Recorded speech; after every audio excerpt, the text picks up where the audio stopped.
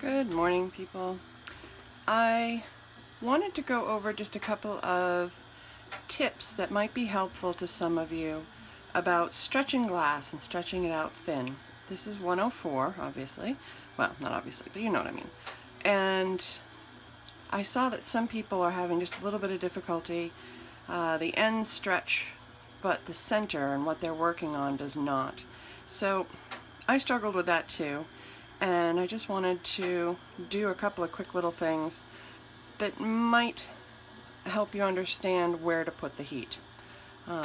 These are going to be fast, just so you can see. These are, I'm just making these for this. They're not going to go into anything fancy. But make a quick bead. This is how I like to do bails. I know the off bail things look prettier to me, but I've never really been proficient at them because I've never taken the time to practice. But I find that I like these. Make a simple bead, especially if you're just practicing things. You can even practice this as a paddle at the end of your glass, and that way you're not having to peel things off, and you can reuse the glass over and over. So there's a lot of different ways to practice. This is just one that works for me. So what I want to show you is getting a big glob of glass onto something like this fairly quickly. Notice that I've heated the tip of the rod, but I'm also heating up the rod. The idea is I want to put a lot of glass on here relatively quickly. So by heating up the rod, I can then go up and kind of flame cut it, let the base cool, do a little swoop-de-doop, and see how much I've got on there already. Let gravity make it round while you're heating up your next section.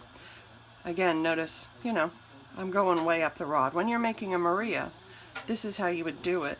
Don't heat the end, heat the rod.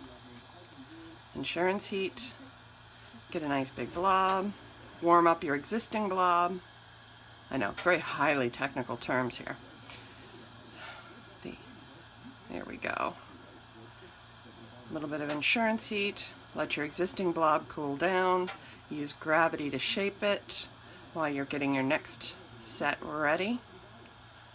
A little insurance heat. Build up your glob and build it out. This is a little harder if you're doing cute things like Anne's butterfly.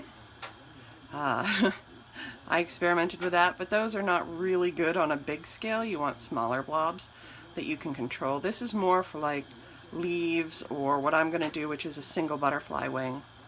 I think I've just about got enough here to show you what I want to, which is the stretching of an item.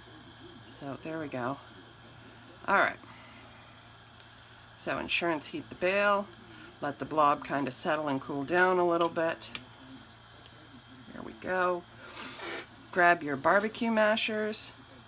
Heat things up nicely. I let it drip just a little bit because I want it long. There we go. And then press and kind of stretch. Not too long. You just want to paddle just like you were doing with the leaves, if you were with us for the leaf thing. Now, if I just heat the tip, what's going to happen when I pull it is just the tip is going to pull. My goal here is to stretch the whole thing. But first I'm going to put patterns. If you want to put a dot, like a monarch has a dot or some of the others have a dot, this is the time to do it. Heat up whatever it is you're working with. Keep your bead, pendant, leaf, practice piece, whatever you want to call it. Keep it insured. Heat up your other piece. Put your glob where you want it. There we go, little drop. Same place on the other side. Little drop. Oops, that kind of made a mess. Don't worry about it. Alright. Barbecue mashers again. Heat the whole thing, not just the bottom, because you want that added glob to kind of spot in.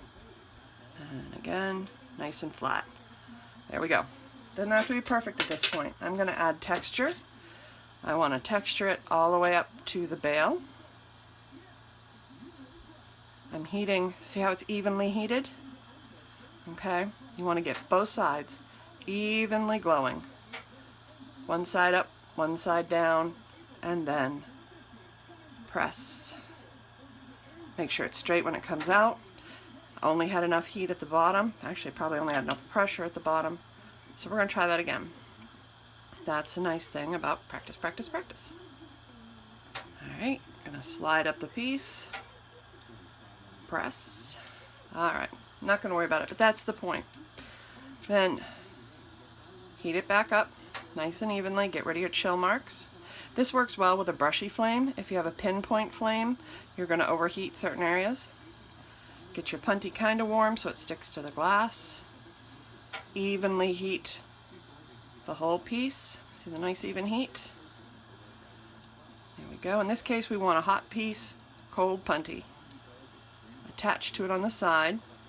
Nope, didn't have it quite warm enough. It's okay. Here we go. From the side, and then pull. If it's not warm enough, go back, warm it up, both sides, and then pull. Oh, see, just the edge was cold, but I keep pulling, and I keep warming until I get, and I like to give it just a little bit of a twist. Heat where you want the stretch, not the end. There we go. A little bit of a twist. It's got about where I want it. Wait for it.